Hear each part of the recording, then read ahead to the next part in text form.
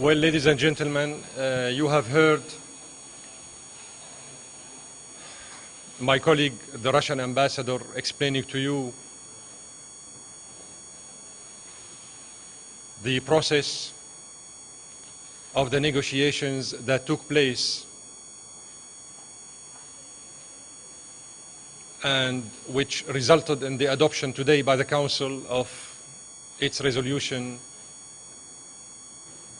on the Syrian crisis. I fully adhere to what the Russian ambassador said, and I would like to add some additional remarks. Number one, the Syrian government is of the opinion that the ball now is in the camp of those who are supporting the armed groups in Syria. These governments and parties should get involved in respecting the letter and the spirit of the six-point plan of Mr. Kofi Annan. Number two, double standards and double language will not be sufficient to prove the credibility of those who are manipulating the armed groups, supporting them, hosting them, training them, and pushing them towards committing further violence in Syria. 50 violations took place in 24 hours only, since yesterday. Many assassinations and many sabotage operations against public and private facilities. Number three,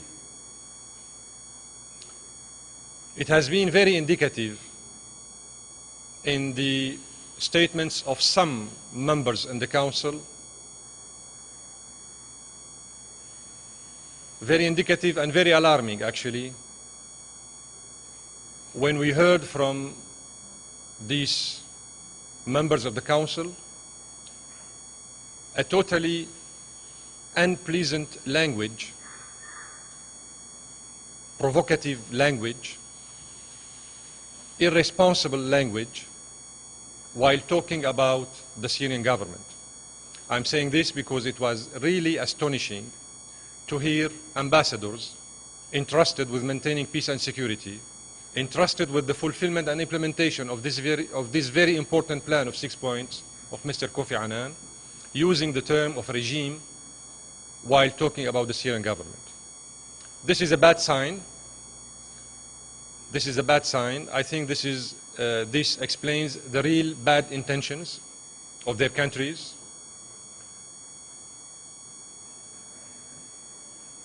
And under such circumstances, these same states and countries and governments should assume the consequences of their acts towards putting an end to the violence, cessation of violence in Syria, as well as towards fully implementing the provisions of the plan. Number four, Syria celebrates its National Day on April the 17th of every year, as I indicated to my French colleague in my statement. It's really unfortunate and bizarre and weird and unacceptable that Paris will host a meeting on the same day, April the 17th, to strengthen the sanctions imposed against Syria and decided in the so-called meeting of Friends of Syria in Istanbul. We need responsible governments to deal with us. This is a very serious matter. We need good intentions. We need to see deeds, not only words, from the capitals involved in solidifying the Syrian crisis rather than extinguishing the fire. Number five, those who claimed in their statements that they were in favor of the quick implementation of the plan are the same ones who are still providing Israel with the nuclear submarines capable of launching nuclear warheads are the same who are protecting the Israeli campaign of settlement in the Arab-occupied territories, including the Golan, the Syrian Golan, Jerusalem. The same powers who claim being defensor of the Syrian people's freedom are helping Israel to run away from its obligations for peace, for achieving genuine, just peace based on the United Nations resolutions 242, 338, and 497, plus the provisions of the Arab Peace Initiative. So here we have we are dealing with a kind of hypocrisy, and as far as my government is concerned, and although the resolution does not satisfy us fully, we inform Mr. Annan that we will be on board, provided that the other parties would respect also the provisions of the 6 points plan. And actually we are right now calling on Mr. Kofi Annan to return General Mode back to Damascus to finalize the negotiations on the protocol that will regulate the mission of the early advance team of the observers. I'm in your hands. أعلم أن لديكم بعض التحفظات عليه لكنكم قبلتموه، فما هي أهم التحفظات التي لديكم على هذا القرار؟ التقييم النهائي سيترك للعاصمة دمشق، وهي التي ستدلي بالتقييم النهائي حول هذا الموضوع.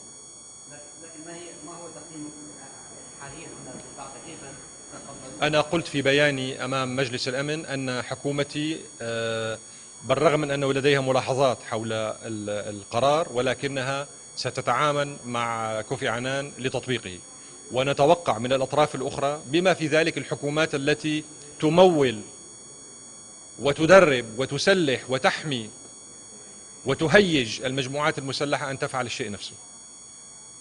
About General Mood, I'm sure you heard what Ambassador Churkin said. He seemed to think that he said that a Russian diplomat had gone to Kofi Annan's office in Geneva and been told that Mr. Mood's or General Mood's return should not be anticipated. What's behind this? It seems like he left in a hurry, and it ended up with Ambassador Churkin saying, you know, there are other people that could go. But I'd like to know the Syrian government's view of why he left and what this seemingly strange standoff is about. I trust what Ambassador Churkin said. I wasn't there. However, I trust what Ambassador Churkin said, and I think that as far as we are concerned, my government called on Mr. Kofi Annan to bring back General Mood to Damascus with his technical team to continue the negotiations with their Syrian counterparts in order to finalize the negotiations on the provisions of the protocol.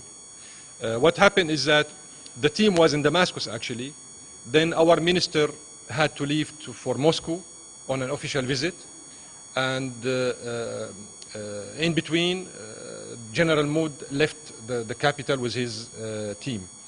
So our minister came back the day after from Moscow to see that the team is not in Damascus. So we were not able to continue our negotiations with the team, and this explains what Ambassador Churkin was saying. So the Syrian government is waiting to see General Mood and the technical team to be back in Damascus, to re-engage in the negotiations in order to finalize the provisions of the protocol. Yes. Two men who were arrested for murdering one of your religious leaders. The son of the Mufti, yes. Had been paid $800 for every crime. Each one, yes, for each crime. And who had paid the $800? The money usually comes from outside, from some circles, Salafi and Wahhabi circles outside of Syria. And Syria actually needs support needs cooperation, genuine support, genuine cooperation in order to implement this plan.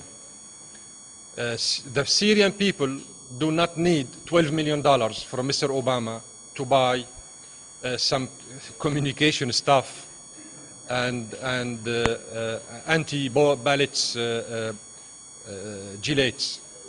The Syrian people need to lift these sanctions on Syria, imposed on Syria illegally, unilaterally, and because these sanctions are the real problem. They are costing Syria billions of dollars. And the funny part of the story is that the European Union imposed sanctions on the Minister of Electricity in Syria because he is doing his job very well. This is why they are imposing on him their sanctions. This is ridiculous. Thank you.